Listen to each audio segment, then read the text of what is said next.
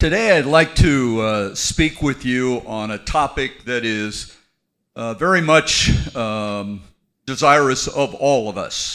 మనందరికీ ఇష్టమైనటువంటి ఒక వాక్య భాగాన్ని మీతో నేను పంచుకోవాలని ఆశిస్తున్నాను.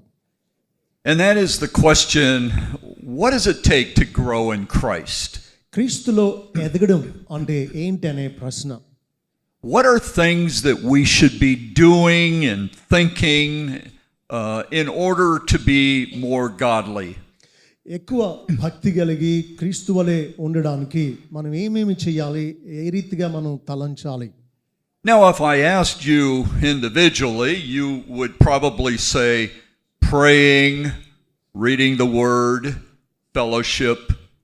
ఒకవేళ మిమ్మల్ని నేను వ్యక్తిగతంగా అడిగాను అనుకోండి, దేవునిలో ఎదుగుతూ ఇంకా భక్తిగా ఉండాలి అంటే ఏం చేయాలని అడిగాను అనుకోండి, మీరు చెప్తారు ఇంకా ఎక్కువ ప్రార్థన చేయడం, ఇంకా ఎక్కువ వాక్యం ధ్యానించడం, సహవాసంలో ఉండడం అని మీరు అనవచ్చు. And those are all very, very essential for our growth in Christ. క్రీస్తులో ఎదగడానికి ఇవన్నీ కూడా మీరు చెప్పినవి అవి ముఖ్యమైనవే. And I'd like to talk about a passage this morning that only helps that.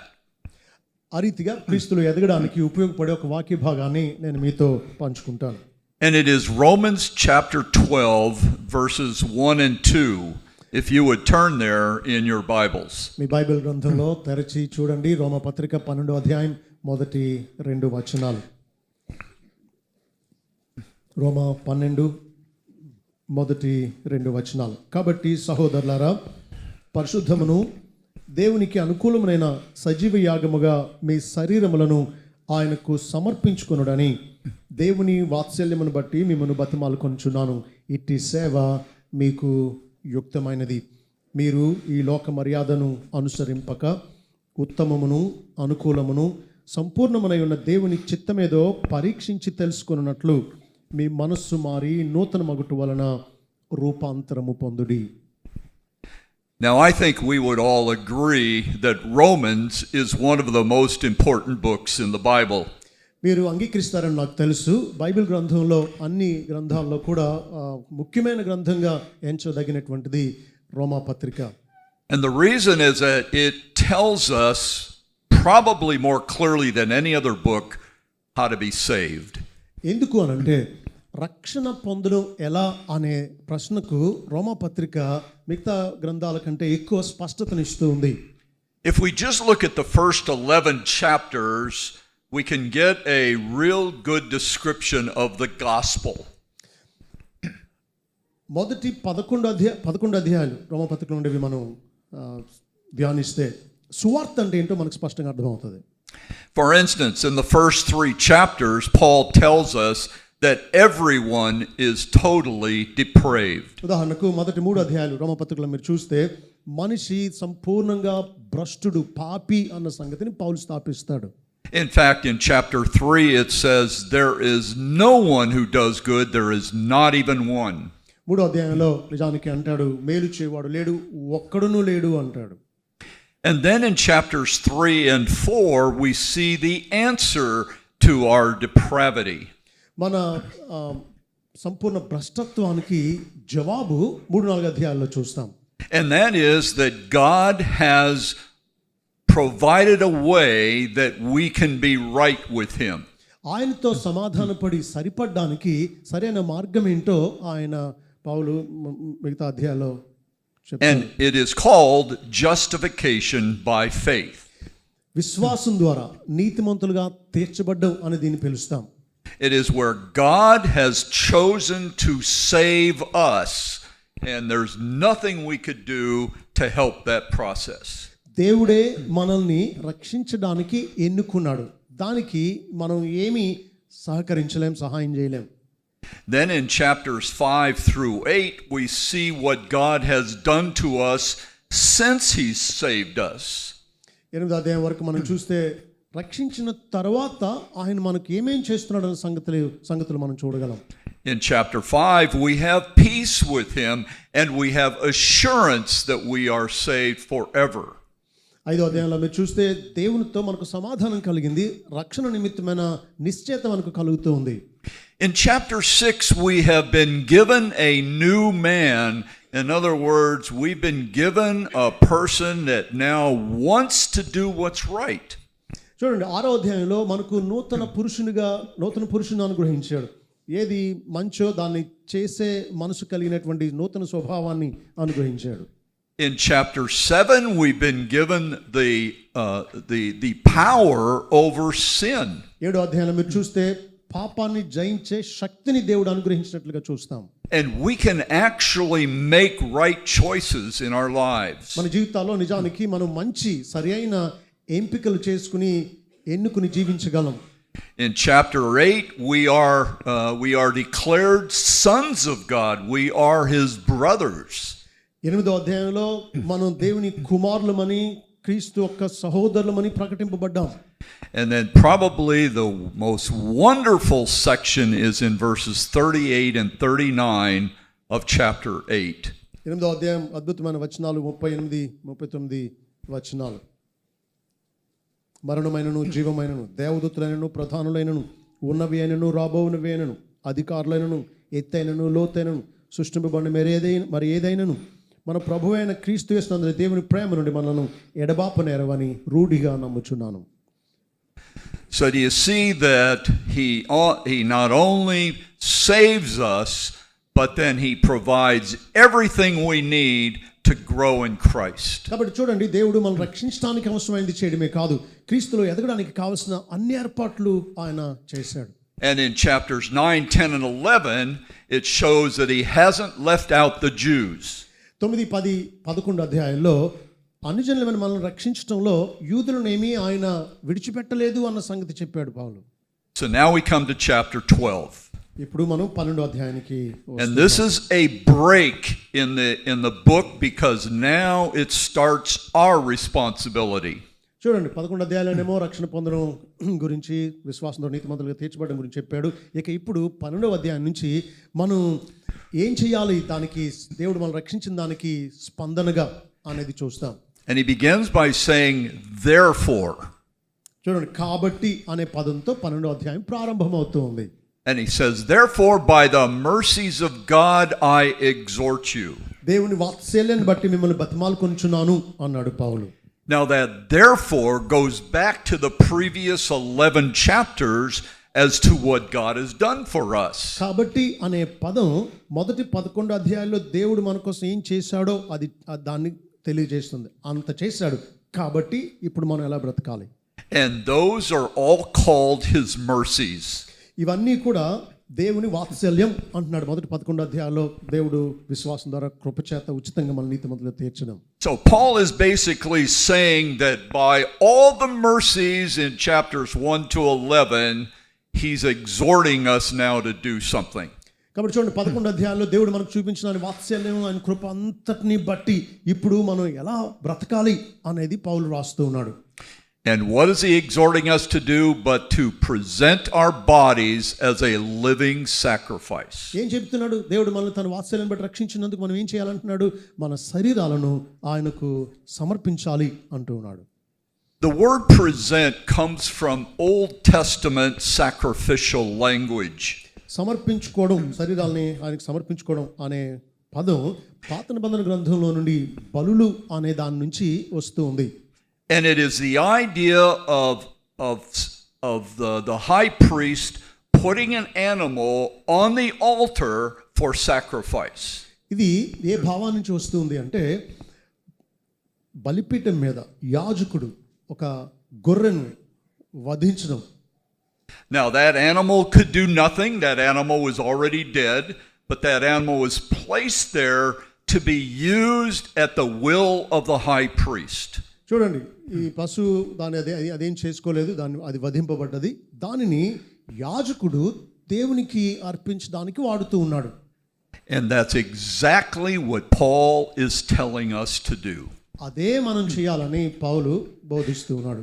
He wants us to place ourselves on the altar to be used by God in any way he wants to use us. దేవుడు తాను కోరినట్టు మనల్ని వాడుకోవడానికి మనల్ని మనం బలిపీఠం మీద ఉంచుకోవడం అనే భావం ఇక్కడ మనం చూస్తున్నాం. The only difference is we are a living sacrifice. తేడా అంతా ఒకటే, ఏంటంటే గొర్రెమో చచ్చిపోయింది, మనం మాత్రం బలిపీఠం మీద జీవిస్తూనే ఉన్నాం. So it is a choice we make to place ourselves on the altar and allow God to use us. దేవుడు మనల్ని తను కోరినట్టుగా వాడుకోవడానికి ఆయన్ని మనం అంగీకరిస్తూ ఆయనకి మనం అప్పగించుకుంటూ మనం బలిపీఠం మీద ఉండడానికి ఎంపిక చేసుకోవాల్సి ఉంది మనకు మనంగా. And we are doing it because of all the mercies that God has done for us in the first 11 chapters. ఎందుకు అలా మన శరీరాలను మనం బలిగా ఆయనకు బలిపీఠం మీద పెట్టుకుంటున్నాం అని అంటే 11 అధ్యాయంలో ఆయన మనకు తన వాత్సల్యాన్ని బట్టి చేసిన మేలంతటిని బట్టి. Martin Lloyd-Jones said this. Martin Lloyd Jones ఇలా అన్నాడు. You want to read that? As you put the animal's body on the altar, so you put yourself up on the altar of God because of all that God has done in mercy for you and all that Christ has done in paying for your sin. Did you want to do that in? Yeah. దేవుడు మన కోసం చేసిన మేలన్నిటిని బట్టి మనల్ని మనం బలిపీఠం మీద ఆయనకు అప్పగించుకుంటూ ఉన్నాం. క్రీస్తునందు మన పాపాలకు ఆయన వెల చెల్లించినందుకు. In 1 Corinthians chapter 6, our bodies are called a living sacrifice. మొదటి కొరింథీ 6వ అధ్యాయంలో మన శరీరాలు ఆయనకు సజీవ యాగాలు అని చెప్పబడింది. And in Romans chapter 6, it says we're not to let sin reign in our bodies. రోమపత్రిక 6వ అధ్యాయంలో మన శరీరంలో పాపమికి ఏలనివ్వకూడదు అని చెప్పబడింది. So we need to take our bodies and place them upon the altar. మన శరీరాలను మనం తీసుకుని బలిపీఠం మీద పెట్టవలసి ఉంది. The key to the Christian life is giving, not getting. క్రైస్తవ జీవితానికి కీలకమైన తాళం చెవి లాంటి సంగతి ఏంటి అంటే ఇవ్వడం, పుచ్చుకోవడం కాదు. Many of you come here today and you are thinking that you're going to get something out of this service. మీలో చాలా మంది ఈరోజు వచ్చారు ఏ ఉద్దేశంతో అంటే ఏం పొందుదామా అనే భావంతో. And in a way that is true, but your motive for coming here should never be to get, it should be to give. నిజమే, మీరు ఇక్కడ రావడం ద్వారా మేలు పొందుతారు, కానీ మీ ఉద్దేశం అలా ఉండకూడదు. నేనేం పొందడానికి వచ్చాను అనేది కాదు. నేను దేవునికి ఆయన చేసిన మేలును బట్టి, ఆయన చూపిన ప్రేమ, ఆయన చేసిన రక్షణ కార్యాన్ని బట్టి ఏమి ఇవ్వగలను అనే భావంతోనే రావాలి. Christ never asks us to get more of him, he asks us to give more. Say that again. Christ never asks us to get more of him, he asks us to give more. ఆయనను ఎక్కువ పొందమని ప్రభు మనల్ని అడగట్లా, మనం ఎక్కువ సమర్పించుకోవాలని ప్రభు కోరుతూ ఉన్నాడు. So we put ourselves on the altar and we do that every day. మనల్ని మనం మన శరీరాలను ఆయన బలిపీఠం మీద పెట్టుకోవాలి ప్రతిరోజు. And that is the supreme act of giving. ఇవ్వడంలో అత్యుత్తమమైనటువంటి పద్ధతి ఏంటంటే మన శరీరానికి సమర్పించడం. Now notice what it says. It says that we are presenting ourselves as a living sacrifice. Then it says holy and pleasing to God, which is our spiritual service of worship. చూడండి, పరిశుద్ధమును దేవునికి అనుకూలమైన సజీవ యాగంగా మీ శరీరాలను సమర్పించుకోమంటున్నాడు. ఇది దేవుని దృష్టికి ఉత్తమమైంది, అనుకూలమైంది. In other words, by giving ourselves, putting ourselves on the altar, we are in worship. We are worshiping in a holy way, in a pleasing way to God. కాబట్టి చూడండి, మన శరీరాలను ఆయనకు బలిపీఠం మీద ఒక పశువుని పెట్టినట్టు మనం ఆయనకు సమర్పించుకోవడం ద్వారా ఆయనకు పరిశుద్ధమైన, ఆయనకు అనుకూలమైన, ఆయన సంతోషపెట్టి అర్పణ ఆయనకు అర్పిస్తున్నట్లు అన్నమాట. Now, what are some things that as we place ourselves on the altar, what should we be giving from our lives to him in thankfulness? కృతజ్ఞతతో ఆయన చూపిన వాత్సల్యం అంతటిని బట్టి, రక్షణ కార్యం అంతటిని బట్టి, నీతిమంతులు తీర్చిన దాన్ని బట్టి కృతజ్ఞతాన్ని సమర్పించడంలో, మన శరీరాలను ఆయనకు అర్పించడంలో మనం ఏమిస్తే మన శరీరాన్ని అర్పించినట్టు అవుతుంది. In other words, because of the first 11 chapters and everything that God has given to us, what's our response? What are we giving to him? 11 అధ్యాయాల్లో దేవుడు తన వాత్సల్యాన్ని బట్టి మనకు అనుగ్రహించిన వాటన్నిటిని బట్టి మనం ఆయనకి ఏమి ఇస్తాం? ఏది మన ఎటువంటిది మన స్పందన అయి ఉండాలి? Are we giving to him our time, our money, our commitments? మనం ఆయనకు మన సమయాన్ని, మన ధనాన్ని మనం ఆయనకు సమర్పిస్తున్నామా? Are we giving to him our friends? Are we giving to him our service? Are we giving to him our hospitality? ఆతిథ్యం, అలాగే మన స్నేహితులను సమర్పించడం ఆయనకు, ఇలా ఆయనకు మనకున్నవన్నీ సమర్పిస్తున్నామా? See, everything we give to him then becomes holy and pleasing in spiritual fellowship, in spiritual worship. ఆత్మీయమైనటువంటి ఆరాధించడంలో లేదా ఆయనకు బలులు అర్పించడంలో మనం ఇలాగా కృతజ్ఞతతో ఆయనకు అర్పించేవి ఆయనను సంతోషపెడతాయి, పరిశుద్ధమైన యాగంగా ఉంటాయి.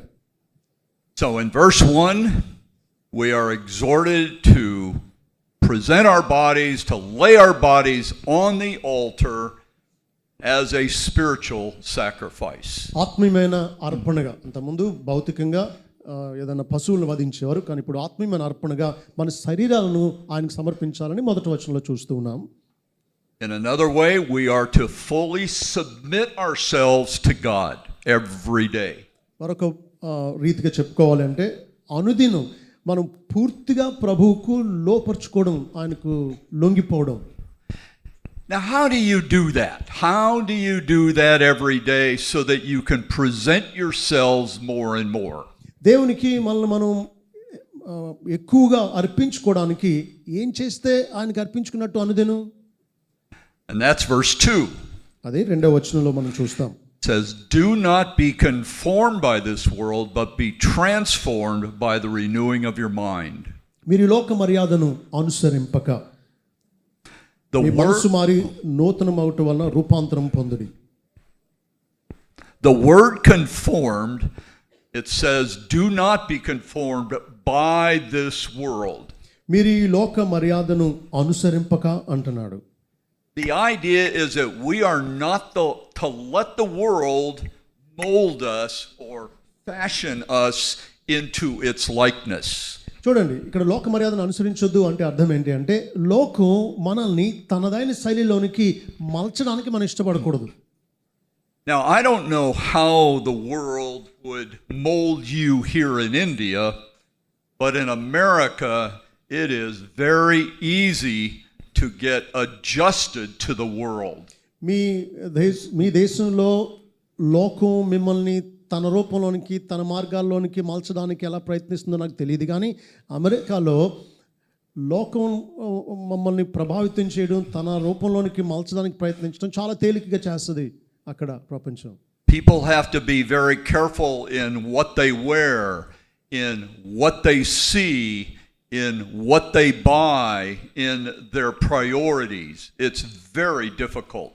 మా దేశంలో మాకు చాలా కష్టం, ఎందుకంటే లోకం ఎలా వస్త్రధారణ విషయంలో, వస్తువులు కొనే విషయంలో, ఎలా జీవించాలి అనే ఈ జీవన శైలి అంతట్లో కూడా మమ్మల్ని చాలా ప్రభావితం చేస్తూ లోకం తన వైపుకు ఆకర్షిస్తుంది మా దగ్గర. And that is the Western culture. Now, you may not be conformed to the world by some of those things, but there might be some things that are here that would conform you to the world. మా దగ్గర ఉన్నట్టుగా అదే ప్రభావం మీకు ఇక్కడ ఉండకపోవచ్చు, కానీ ఇక్కడ మిమ్మల్ని లోకం తన రూపంలోకి మార్చడానికి ప్రయత్నించే విధానాలు వేరే ఉండవచ్చు. Maybe it's your friends, maybe it's who you associate with, maybe it is things that you see or you buy. I'm not sure. నాకు తెలియదు, కానీ మిమ్మల్ని ఇక్కడ ప్రభావితం చేసేవి మీ స్నేహితులో, లేకపోతే మీ కులమో, లేకపోతే మీ సాంప్రదాయమో, ఏదో మిమ్మల్ని దేవుని మార్గాల కంటే లోక మార్గాల వైపు మిమ్మల్ని మలచడానికి మీ మీద చూపించే ఆకర్షణ వేరే ఉండవచ్చు ఇక్కడ. But whatever is helping you to move away from God, it says don't be conformed. ఏదేమైనప్పటికీ దేవునికి దూరం చేసే, దేవుని వాక్య పద్ధతులకు దూరం చేసే ఏదైనా సరే దాన్ని అనుసరించొద్దు అంటున్నాడు. ఈ లోక మర్యాదను మీరు అనుసరింపక అంటున్నాడు. Rather, it says, be transformed by the renewing of your mind. లోక మర్యాదను అనుసరించకూడదు. మరి ఏం చేయాలి? మీ మనస్సు మారి నూతన మగుటు వలన రూపాంతరం పొందండి అంటున్నాడు పౌలు. This is the idea of you being changed by your mind. మీ మనస్సు మారడం వల్ల మీరు రూపాంతరం చెందాలి, మారాలి అంటున్నాడు. Now, what is the only way that the mind can be truly changed? మనస్సు నిజంగా మారడానికి ఒకే ఒక పద్ధతి ఏంటి? ఒకే ఒక మార్గం ఏంటి? It's only the Word of God. It's only the Bible. Bible, దేవుని వాక్యం ద్వారా మాత్రమే, ఈ ఒక్క మార్గం ద్వారా మాత్రమే మన మనస్సు మారుతుంది. So if you want to be less conformed by the world and more transformed, you have to read the Bible and understand it. లోక మర్యాదను మనం అనుసరించకుండా, లోక మర్యాదను తక్కువ అనుసరిస్తూ మనసు ఎక్కువ మారాలి అంటే మనం వాక్యాన్ని చదవాల్సిందే. In Matthew 17, verse 1 and 2, if you would read that, we see an example of transformation. రూపాంతరం చెందడం అనే అంటే ఏంటో ఒక ఉదాహరణ మత్తయి సువార్త 17వ అధ్యాయం మొదటి 2 వచనాల్లో మనం చూడవచ్చు. మత్తయి 17 మొదటి 2 వచనాలు. 6 దినముల తరువాత యేసు పేతురును, యాకోబును, అతని సహోదరుని యోహానును వెంటబెట్టుకుని ఎత్తైన ఒక కొండ మీదకి ఏకాంతంగా పోయి వారి ఎదుట రూపాంతరము పొందెను. ఆయన ముఖము సూర్యుని వలె ప్రకాశించెను, ఆయన వస్త్రములు వెలుగు వలె తెల్లనివాయెను. And we see that Jesus was transformed from his humanness to who he really was. చూడండి, ఇక్కడ యేసు ప్రభు రూపాంతరం చెందాడు. అంటే తాను మానవుడిగా దిగి వచ్చాడు కదా, ఆ మానవ స్థితి నుండి ఆయన నిజానికి ఎవరో అనే ఆయన మహిమ రూపం ఆయన కొద్దిగా వారికి కనపరిచాడు. See, and that's what God asks for us. He asks us to be transformed to who we really are in Christ. క్రీస్తులో మనం నిజానికి ఎవరు అనే దానికి మనం రూపాంతరం చెందాలని ప్రభు కోరుతూ ఉన్నాడు. So who are you in Christ? క్రీస్తులో మీరు ఎవరు? Romans 5-8 tells us. రోమా 5:8 మనకు తెలియజేస్తుంది. We have a new man that wants to do what's right. ఏది మంచిదో, ఏది సరైనదో అది చేసే నూతనమైన పురుషుడు. And nothing separates us from the love of Christ. క్రీస్తు ప్రేమ నుంచి మనల్ని ఏది వేరు చేయలేదు. We've been given everything to be transformed. Now we need to understand what it says. కాబట్టి మనం రూపాంతరం చెందడానికి అవసరమైనంత దేవుడు మనకు అనుగ్రహించాడు. అదేంటో మనం అర్థం చేసుకోవాలి. And as we renew our minds, then we are becoming more submissive and laying ourselves on that altar. కాబట్టి మన మనసు మారుతున్న కొద్దీ మనం మన శరీరాలను ఆయనకు సజీవ యాగంగా అర్పించుకోగలం. In addition, the renewing of our mind changes our view of what we see of who we see ourselves. చూడండి, మన మనసు మారినప్పుడు ఏం జరుగుతుందో తెలుసా? మనం ఎవరమై ఉన్నామో అనేది దాన్ని తెలుసుకోవడంలో మనకు మార్పు ఉంటుంది. It also changes our view of how we see other people, both believers and unbelievers. మన మనసు మారినప్పుడు మనం ఇతరులను ఎలా చూడాలి అనేది కూడా మనం మారుతాం ఆ విషయంలో కూడా. And it gives us a proper perspective of the world. ఆ రీతిగా మనసు మారడం వల్ల మనల్ని క్రీస్తులో ఏమై ఉన్నామో తెలుసుకుంటాం. ఇతరులు రక్షింపబడిన వాళ్ళేంటి, రక్షింపబడిన వాళ్ళేంటి, వారి స్థితి ఏంటో కూడా మన మనసు మారినప్పుడు మన దృక్పథం మారుతుంది. You see, we see ourselves as saved by grace, regenerated by grace, by the grace of God. మన మనసు మారినప్పుడు మనం క్రీస్తులో ఏమై ఉన్నాం అనేది మనల్ని మనం ఎలా చూస్తామో తెలుసా? కృపచేత రక్షింపబడిన వారంగా. And we see ourselves living every day under the grace of God. మనల్ని మనం ఎలా చూస్తాము అంటే అనుదినం కూడా దేవుని కృప క్రింద బ్రతుకుతూ ఉన్నాం అని గ్రహిస్తాం. We see other people that should be treated like we would want to be treated. ఇతరులను కూడా ఎలా చూస్తామంటే మనల్ని మనుషులు ఎలా చూడాలని చూస్తామో అలాగే గౌరవంగా, విలువగా క్షమిస్తూ ఓర్చుకుంటూ వారిని కూడా అలా చూస్తాం. And regarding the world, we see ourselves as here only temporarily. లోకం విషయంలో మనం ఎలా చూస్తామంటే మనం ఇక్కడ భూమి మీద ఉండేది తాత్కాలికమే. You see, our citizenship is in heaven. We're just passing through. మన పౌర హక్కు పరలోకంలో ఉంది, మన ఈ లోకంలో కేవలం ప్రయాణం చేస్తూ ఉన్నాం. How are we going to understand that more and more unless we're in His Word and understand what God says? అటువంటి దృక్పథం మనకి ఎలా కలుగుతుంది? కేవలం వాక్యంలో మనం నిలిచి ఉండడం వల్లే. Let me give you just a suggestion. మీకు ఒక సలహా ఇవ్వనివ్వండి. There are 260 chapters in the New Testament. 260 అధ్యాయాలు ఉన్నాయి క్రొత్త నిబంధనలో. If you read 3 chapters a day, మీరు రోజుకి 3 అధ్యాయాలు చదివితే you would read the entire New Testament in 3 months. 3 నెలల్లో చదివేయచ్చు క్రొత్త నిబంధన అంతా కూడా. Do you think that would begin the process of transformation? అలా గాని మీరు చదివితే మీ మనసు మారడం అనేది ప్రారంభం అవ్వదా? You get to read the Gospels, you get to read the history of the church, you get to read the epistles, and you finish it with Revelation. మీరు సువార్తలు చదువుతారు, తర్వాత సంఘ చరిత్ర చదువుతారు, తర్వాత పత్రికలు చదువుతారు, ఇక ముగింపులో ప్రకటన గ్రంథాన్ని చదువుతారు. 3 నెలల్లో రోజుకు 3 అధ్యాయాలు చదివితే క్రొత్త నిబంధన పూర్తి చేసేయవచ్చు. Do you think you would be learning more about yourself and about others and about the world? ఇలా చదవడం వల్ల మీ గురించి మీరు ఎక్కువ తెలుసుకోగలరా లేదా? ఇతరుల గురించి ఎక్కువ తెలుసుకోగలరా లేదా? లోకం గురించి దేవుని కోణంలో మీరు తెలుసుకోగలరా లేదా? The answer is absolutely yes. దానికి జవాబు ఖచ్చితంగా నిజం, అవును. So you finish reading the New Testament in 3 months. Start over again. 3 నెలల్లో క్రొత్త నిబంధన చదవడం ముగించారు, మళ్ళా మొదలు పెడతారు. Read it another 3 months. మరొక 3 నెలలు క్రొత్త నిబంధన మరి తిరిగి చదువుతారు. And then read it another and then another. మరొకసారి అలా చదువుతూ ఉంటారు. You would have read it 4 times in a year. ఒక సంవత్సరంలో క్రొత్త నిబంధన 4 సార్లు చదివేస్తారు. Do you think that would help the process of transformation? మీ మనసు మారి నూతన మగుట వల్ల అన్నాడు. అలా మారడానికి వాక్యం ఇలా చదవడం ఎంత ఉపయోగం కదా? And the answer is absolutely yes. అవును, మీరు ఇలా చదివితే తప్పగా మీ మనసు మారి నూతనం అవుతుంది. Now, if you want to really be aggressive, there are 929 chapters in the Old Testament. మీరు ఇంకా బాగా నేర్చుకోవాలి, మీ మనసు ఇంకా మారాలి అనుకున్నప్పుడు 929 అధ్యాయాలు ఉన్నాయి పాత నిబంధన గ్రంథంలో. So if you read 3 chapters a day in the Old Testament, you would be done with the entire Old Testament in October. If you started in January. Okay, జనవరిలో కానీ మీరు పాత నిబంధన గ్రంథాన్ని రోజుకి 3 అధ్యాయాలు చదవడం మొదలు పెడితే అక్టోబర్ కల్లా మొత్తం పాత నిబంధన అంతా ఒకసారి చదివేయగలరు.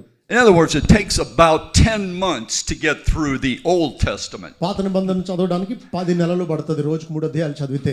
Now, do you think that would help you be transformed as you saw what God had done with Israel? ఇశ్రాయేలు జీవితంలో దేవుడు ఏం చేశాడనే సంగతులు మన పాత నిబంధన గ్రంథంలో చదివి తెలుసుకోవడం ద్వారా మీ మనసు నూతనం అవడం, మారడం జరగదా? Again, the answer is an absolutely yes. అవును, దానికి జవాబు yes. తప్పక మన మనసు మారి నూతనం అవుతుంది బైబిల్ అలా చదివి. So I would challenge you, read 3 chapters and start with the New Testament. Won't take more than 15 minutes maybe. కేవలం 3 అధ్యాయాలు క్రొత్త నిబంధనలో చదవడం మొదలు పెట్టండి, 15 నిమిషాలు పడుతుందేమో సరిగ్గా మీరు చదివితే. I can tell you from experience that this has been the one thing that has helped me to grow in Christ. నేను మీకు చెప్తున్నాను నా అనుభవంలో నుంచి, ఈ ఒక్క విషయం క్రీస్తులో ఎదగడానికి నాకు చాలా సహాయపడింది. I have been doing this 40 years and I can tell you that this is what has grown me. 40 సంవత్సరాల నుంచి ఇలా చేస్తున్నాను. నేను మీకు చెప్పగలను, క్రీస్తులో ఎదగడానికి నాకు ఇది చాలా ఉపయోగపడింది. There is no substitute for the Word of God. దీనికి బదులు మరొకటి లేదు. And it helps you then to be submissive and to do what He wants you to do. ఇలా వాక్యాన్ని క్రమబద్ధంగా చదవడం ద్వారా మనం దేవునికి లొంగిపోయానికి లోపరుచుకుని మన శరీరాలను సజీవ యాగంగానికి అర్పించుకోవడానికి సహాయపడుతుంది. Because he says if you do this, he says then you will approve what God's will is. మీరు ఇలా చేయడం ద్వారా దేవుని చిత్తం ఏదో పరీక్షించి తెలుసుకోగలరు. Do you want to know what God's will is for your life? మీ జీవితంలో దేవుని చిత్తం ఏదో మీరు తెలుసుకోవాలనుకుంటున్నారా? Read the word. వాక్యం చదవండి. God's will is very specific. There are some very specific things that are found in the New Testament. దేవుని చిత్తం ఏంటో స్పష్టంగా రాసి ఉంది బైబిల్లో. For instance, it says specifically that God's will is that you not commit sexual immorality. జారత్వానికి దూరంగా ఉండడం, పరిశుద్ధంగా ఉండడమే దేవుని చిత్తం అని మొదటి దశలోనిక 4:3 మనం చూస్తాం. Says it is specifically God's will that you rejoice always, you pray without ceasing, and you always give thanks. మొదటి దశలోనిక 5, 16, 17, 18 వచనాలు మనం చూస్తాం. మీరు ఎల్లప్పుడూ సంతోషంగా ఉండడం, ఎడతెగక ప్రార్థన చేయడం, ప్రతి విషయమందు దేవునికి కృతజ్ఞతలు చెల్లించడం, ఇది మీ విషయమై దేవుని చిత్తం అని రాసి ఉంది. It is God's will that you specifically submit to authority. అధికారానికి లోబడ్డం అనేది దేవుని చిత్తం అని రాసి ఉంది. And here it is God's will that we be transformed by the renewing of our minds. ఇక్కడ దేవుని చిత్తం ఏదో మీరు తెలుసుకొని పరీక్షించి తెలుసుకోవాలంటున్నాడు. ఇదేంటంటే మన మనసు మారడం, నూతనం అవడం, రూపాంతరం చెందడం. You see, a renewed and transformed mind will lead to a submissive will. చూడండి, మనం ఎప్పుడైతే ఈ దేవుని చిత్తాన్ని తెలుసుకుని మనసు మారి నూతనం అవుతామో అప్పుడు మనల్ని మనం సమర్పించుకోవడం తేలిక అవుతుంది. And then it will lead to a body that is sacrificed and used by God. ఈ రీతిగా మనల్ని మనం సమర్పించుకోవడం ద్వారా దేవుడు తన చిత్త ప్రకారం మనల్ని వాడుకోవడానికి మన శరీరాలను అప్పగించుకుంటాం. So, are there things in your life that you need to change? మీ జీవితంలో ఏదైనా విషయాలు మారవలసి ఉందా? Are there things in your life that you need to be transformed in? మీరు ఏదైనా విషయాల్లో రూపాంతరం చెందవలసి ఉందా? And my guess is there is. అవును అనుకుంటున్నాను. So I would challenge you, get into the Word of God, be convicted, confess your sins, and be willing to change. కాబట్టి మీరు వాక్యానికి లొంగిపోండి, వాక్యం ద్వారా మీ పాపం విషయమై ఒప్పింపబడండి, మీరు మార్పు చెందుతారు. Because it says at the end of verse 2 that God's will is good and pleasing and perfect. దేవుని చిత్తం ఎలాంటిదో 2వ వచనం వాక్యంలో మనం చూస్తున్నాం. ఉత్తమమైంది, అనుకూలమైంది, సంపూర్ణమై ఉంది దేవుని చిత్తం. You remember in Romans 8:28 all things work together for good? రోమ 8:28 మీరు గుర్తు చేసుకోండి. దేవుని ప్రేమించే వారికి అనగా సంకల్పించిన పిలువబడిన వారికి మేలు కలుగుటకే సమస్తం సమకూడి జరుగుతున్నవి కదా. God's will is always good. దేవుని చిత్తం ఎల్లప్పుడూ కూడా మేలైంది. God's will is acceptable. దేవుని చిత్తం అనుకూలమైంది. In fact, we will want to do God's will as we learn more of the Word of God. దేవుని వాక్యాన్ని మనం తెలుసుకునే కొద్దీ దేవుని చిత్తాన్ని నెరవేర్చాలని ఆశిస్తాం. Maybe some of you are resisting His will in certain areas, but the more you read, the more you will be convicted. చూడండి, కొన్ని విషయాలు దేవుని చిత్తానికి లోబడడానికి మనకు ఇష్టం ఉండదు, కానీ దేవుని వాక్యాన్ని చదువుతూ తెలుసుకునే కొద్దీ దేవుని చిత్తానికి లోబడాలనే ఆశ మనలో పెరుగుతుంది. And then God's will is perfect because God is perfect. దేవుని చిత్తం సంపూర్ణమైంది. ఎందుకు? దేవుడు సంపూర్ణమైన వాడు కాబట్టి. And God can't do anything but be perfect. దేవుడు పరిపూర్ణుడు, దానికి తక్కువ ఏది అని చేయలేడు. So I would just challenge you today to be renewed in your minds through the Word of God so you can be transformed, so you can place yourself on that altar and be different people. మీ మనసు మారి నూతనం అవటం వల్ల, రూపాంతరం పొందడం వల్ల మీరు దేవుని చిత్తాన్ని నెరవేర్చి ఆయనకు మీ శరీరాల్ని అప్పగించుకోవడం ద్వారా లోకానికి వేరుగా, ప్రత్యేకంగా, భిన్నంగా మీరు ఉండగలరు. And you want to do this because you love God, because of all that He's done for us. ఎందుకు అలా మీరు చేయాలని ఆశపడతారో తెలుసా? దేవుడు మీ పట్ల చూపించిన వాత్సల్యం అంతటిని బట్టి, చేసిన రక్షణ కార్యం అంతటిని బట్టి కృతజ్ఞతతో ఇలా దేవునికి మిమ్మల్ని మీరు సమర్పించుకోవాలని ఆశిస్తారు. Let's pray. ప్రార్థన చేసుకుందాం. Heavenly Father, we love you. పరలోకమందున తండ్రి మిమ్మల్ని మేము ప్రేమిస్తూ ఉన్నాం.